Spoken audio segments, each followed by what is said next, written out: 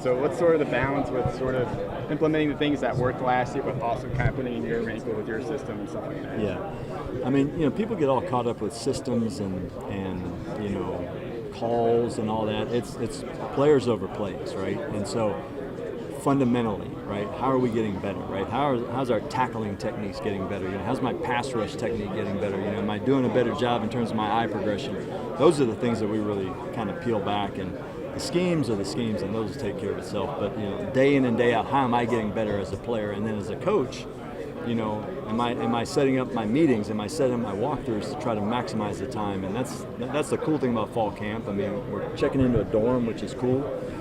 We're here, right? And this is the unit, this is the DNA, and so each day, over that 24-hour period, what can we do from a coach's standpoint in terms of preparing these guys to make it the best meeting possible, make it the best walkthrough possible, and then that springboards into practice, right? These guys have done hours and hours of reps in terms of the weight room and all of those type of things.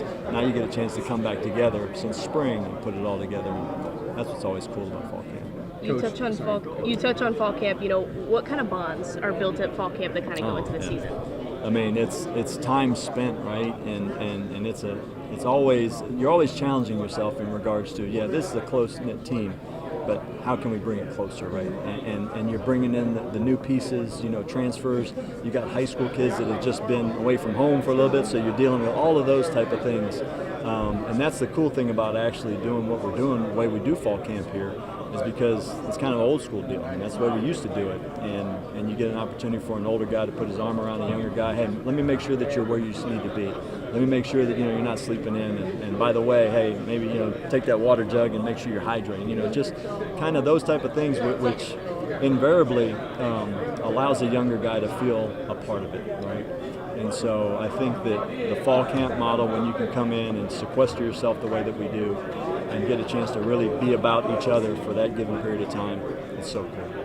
What are you looking to see out of your defense in these next couple of weeks at camp? Yeah, just continued development in terms of the fundamentals, day in and day out. Can I be fundamentally sound? How do I individually make myself the best version of myself, right?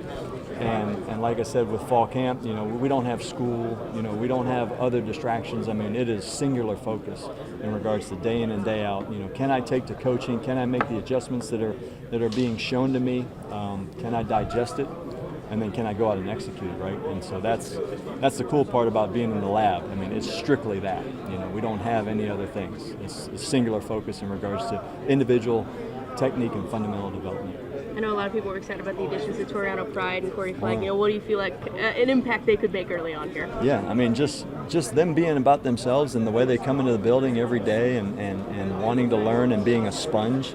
I think Coach Pogue does a great job in regards to getting these new pieces and trying to get them caught up to speed. A guy like Pride that was here in the spring, what a huge opportunity, to get those 15 practices in. But now, I mean, we transition into the summer, right? Or really the late spring and then summer, because we go spring so early. But you got that block of time where you can unpack those 15 days and then say, all right, here's another big block where I can kind of work on the things that maybe those 15 days didn't allow. And so always anxious to see that. But again, as we get into these practices, that's why we do it. That's why we do it. I was talking to Chuck Hicks about, death row. Obviously, when you first got here, what did they kind of communicate to you about what death row was, and how do you kind of implement that into your defense? Yeah, I mean, death row has always been about, first and foremost, stopping the run, right? Stop the run. A million different ways of stopping the run, whether it be scheme, whether it be technique, whether it be players, right? But at the end of the day, you got to make an offense. They've got to be single-handed, and so doing a good job of that, first and foremost, taking care of the run has always been about what we are, and then the confusing and hitting the quarterback. I mean, these are the fundamentals that Coach Drink has set up. This is how he wants his defense to look: stop the run, confuse and hit the quarterback. Right, being situationally elite, right, is another thing. I mean, it was really cool. We had Matt Patricia come in here the other day, and he spent a whole day in regards to helmet comms, communication. That's a new thing for us, right? The green dot, we went through the spring kind of going through that and figuring out what's the best way to utilize that. But just being abreast of the rule changes and trying to get as much different opinions of that, but we spent all day, and it could have went even more, just questions in regards to those type of things, and then tying it all back into being situational elite. At the end of the day, that's what it's about, right? Is winning those critical downs, whether it be the low red, third down, 2 minute. Now with the new rule change, 2 minute. That's a different deal. And so, as a college coach, I never coached in the NFL game, but those NFL rules are bleeding down to us.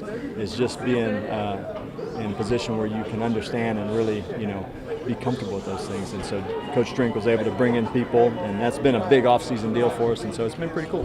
Coach, what are your thoughts on the new look SEC? No longer we have divisions, and also things like the 12-team playoff. Do you guys talk about that a lot, or is it we're going to talk about it once it becomes relevant, maybe down the line in the season? Yeah, tomorrow's practice is practice one, how are we going to do in stretch, it's all of that. Those are big things that you kind of look at and think about. I think that's great for the fans, but our mindset is singular focus. How am I going to get this walkthrough I have in about 18 hours planned out, and then how are we going to maximize, the opportunities that we have at practice tomorrow.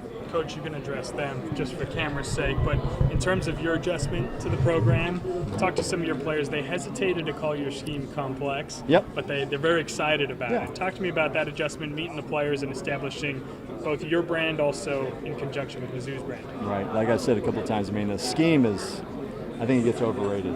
It's about players. It's about their development, right? And obviously understanding what I'm supposed to do on a given call, what check I'm supposed to do. Those are obvious things that you work through. But our mindset is totally about each individual player's development and what they can bring to the table, and what they can offer us in regards to a collective unit, right? And if that means technique-wise, maybe this adheres to more of what I am, and I favor that, then that's great, But each kid is on his own individual path, and as coaches, that's the cool thing, is you get a chance to really look at it and say, hey, these are some things that I can glean from where you're at right now, and maybe you can adjust and maybe help you bring more value to the organization. You're on your own individual path as well. Yeah. You talk about coming into this program, especially with all the hype surrounding it. Just talk to me about your adjustment personally to Columbia, the program, and eventually the season. Yeah, it's been really cool. Obviously, when you come into a situation where a lot of the staff is already in place, that really helps, because now that they can kind of take you through in regards to where these players are. That was huge for us when we got here before spring, in regards to having those dialogue coach to coach, in regards to, hey, these are the things that we saw to this guy from a recruiting standpoint, giving you the history of each player's background. And then, as it pieces in and the scheme part comes and, the relational part comes. But it's been a real blessing to have those guys. It's helped the transition, and I think we're in a really good spot right now. Is there one thing in fall camp you want to hone in on? I know Coach String talked about for the offense it was going to be that 3rd and goal and in the red zone. Is there something like that for the defense that you want to work on specifically? Yeah, I'm not getting up in front of the defense saying this is the one thing we want to do. We obviously have things that we need to do in terms of, like I said, play in and play out, day in and day out. It's really the improvement curve, As a unit, there's certain standards that we're going to play and a certain style that we're going to play, but each individual, right? What does that improvement look like, right? And again, more of the part as it benefits the whole than throwing out a blanket deal for the whole. Hey, this is where it needs to be. Those things will come. Saturday's right around the corner, right? Those things are coming, but fall camp is about peeling all that stuff back for us and really focusing on the details of this day, this rep, this drill. How can I get better at this? And then the other stuff always takes care of itself. When you look at leaders like D-Rob and SKAD that obviously moved on, is there anyone specifically you're looking at maybe to step up in this season? No, those guys were great players. Just seeing them around the building, those guys were some creatures, and then having those guys around this summer was really cool. They're coming and they're able to bring some of that mindset, from the next level back. But no, individually, no. It's about the players and not those type of things. And so, now each guy's on his own path. Each guy's in his own mindset of correcting the things he needs to. Individually, everybody's on a different level in regards to where they're at in terms of production and helping the organization. And so, no, we don't. Hey, you need to be this piece, and you need to do this piece. Now, 24 is a different piece, right? And so there's going to be those roles that are going to be defined, and as those roles are defined, right, being the best version of myself so that I can bring the most value to the organization. Appreciate your time, Corey. Thank you.